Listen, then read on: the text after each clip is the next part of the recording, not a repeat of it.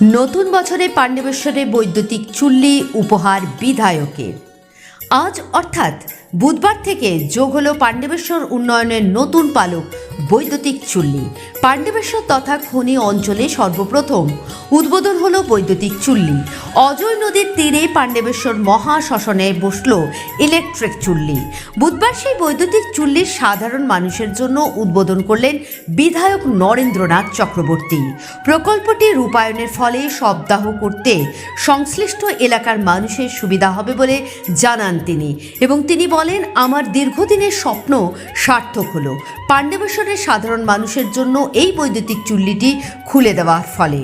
আমার লক্ষ্য পাণ্ডবেশ্বরকে মডেল পাণ্ডবেশ্বরের রূপ দেওয়া, এবং বৈদ্যুতিক চুল্লি কোনো গ্রামাঞ্চলে তৈরি হয়নি, এই পাণ্ডবেশ্বরে সর্বপ্রথম। দুর্গাপুরের বীরভানপুর ও রানীগঞ্জ সংলগ্ন মেজিয়া শ্মশানঘাটে বৈদ্যুতিক চুল্লির ব্যবস্থা রয়েছে, ফলে বৈদ্যুতিক চুল্লিতে শবদাহের জন্য এতদিন খনি অঞ্চলের মানুষজনকে যেতে হতো সেখানে, কিন্তু খনি এলাকা থেকে এই দুটি জায়গার দূরত্ব যথেষ্ট বেশি। এবার অবশ্য সেই সমস্যা থাকবে না, কারণ অজয় নদীর পাড়ে পাণ্ডবেশ্বর শ্মশানঘাটে বৈদ্যুতিক চুল্লি বসানোর প্রকল্প রূপায়ণ করল উখড়া রোটারি ক্লাব। প্রকল্পটি রূপায়ণের জন্য 2,40,00,000 টাকা অনুদান দিয়েছে ডে গ্রুপ নামে একটি বেসরকারি সংস্থা। CSR প্রকল্পে তারা এই টাকা অনুমোদন করেছে। এই উদ্বোধনী অনুষ্ঠানে উপস্থিত ছিলেন আসানসোল রামকৃষ্ণ মিশনের মহারাজ স্বামী সোমাপ্তানন্দজি মহারাজ, আসানসোল দুর্গাপুর উন্নয়ন পর্ষদের চেয়ারম্যান কবি দত্ত, দে গ্রুপ সংস্থার 2 কর্ণধার বিশ্বদীপ দে, সন্দীপ দে সহ অন্যান্যরা। বিধায়ক নরেন্দ্রনাথ চক্রবর্তী বলেন, প্রকল্পটি রূপায়ণের ফলে শুধু পাণ্ডবেশ্বর নয়, সংশ্লিষ্ট এলাকার পাশাপাশি পার্শ্ববর্তী বীরভূম জেলার মানুষজনও এর সুবিধা পাবে। এখানে 2টি ইলেকট্রিক চুল্লি থাকবে। এই চুল্লি দুটি পরিচালনা করবে পাণ্ডবেশ্বর পঞ্চায়েত সমিতি, এবং তাদের হাতেই হস্তান্তর করা হলো। বৈদ্যুতিক চুল্লি ছাড়াও আনুষঙ্গিক উন্নয়ন নিয়ে সর্বমোট প্রায় 5 কোটি টাকা ব্যয় হয়েছে। শুনুন, পাণ্ডবেশ্বরের উন্নয়ন আমাদের শেষ কথা। শুধু চুল্লি নয়, আজ তো পাণ্ডবেশ্বরের মুকুটে একটা নতুন পালক, যে পাণ্ডবেশ্বরের এই ক্রিমেটোরিয়াম ইলেকট্রিক চুল্লি আজ রোটারির ডিস্ট্রিক্ট প্রেসিডেন্টের হাত ধরে উদ্বোধিত হলো।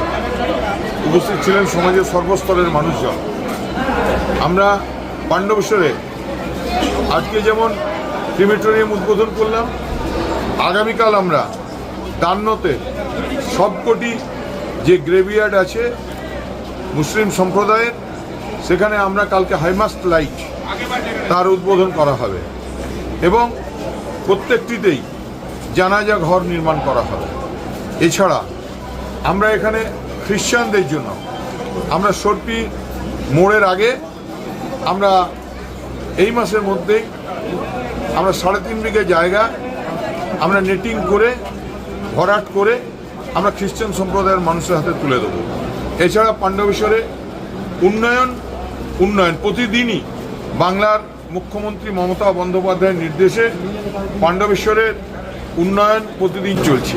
পাণ্ডবেশ্বরে যেমন পথশ্রী 1, 2, 3, 4 আমাদের এই স্কিমে পাণ্ডবেশ্বরে প্রায় 26টি রাস্তা তৈরি হচ্ছে।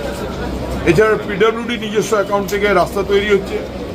দুর্গাপুর ফরিদপুর ব্লকে 36টি রাস্তা তৈরি হচ্ছে, সেখানেও ADDA থেকে 4টি রাস্তা তৈরি হচ্ছে, এবং PWD থেকে আরও 3টি রাস্তা তৈরি হচ্ছে। এছাড়া জল থেকে শুরু করে, স্কুল বাড়ি থেকে শুরু করে, ICDS বিল্ডিং থেকে শুরু করে রাস্তাঘাট, পানীয় জল, ড্রেন, সমস্ত রকম মার্কেটিং কমপ্লেক্স, পার্ক এবং সর্পি রবীন্দ্র ভবন, আমরা এগুলো সবই মানুষের হাতে উন্নয়ন করে তুলে দেবো। মানুষের প্রয়োজনই শেষ কথা, মানুষের উন্নয়নই শেষ কথা। কিছু মানুষ আছেন যারা সকাল থেকে কুৎসা করেন, আমরা আছি প্রতিদিন সকাল থেকে উন্নয়নের কথা বলি। তাই তো আজ গ্রামে গ্রামে পাড়ায় পাড়ায় আমাদের পাণ্ডবেশ্বর বিধানসভার যারা নেতৃস্থানীয় আছেন, গ্রাম পঞ্চায়েত, পঞ্চায়েত সমিতি, জেলা পরিষদ এবং জেলা লেভেলের লিডাররা প্রত্যেকে পাড়ায় পাড়ায় ঘুরছেন উন্নয়নের সংলাপ বলার জন্য। এই যে মানুষের উন্নয়নের কথা, আমরা যে যা কুৎসা করে করুক, আমরা কুৎসা কিছু মানুষের জীবনের অঙ্গ হয়ে দাঁড়িয়েছে।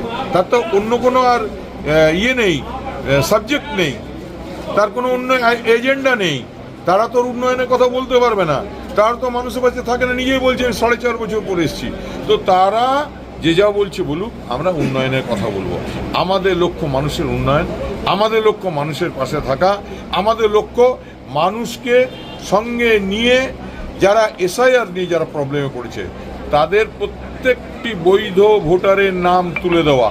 তাই আমরা ব্যুরো রিপোর্ট 24/7 আপডেট নিউজ পান্ডবেশ্বর।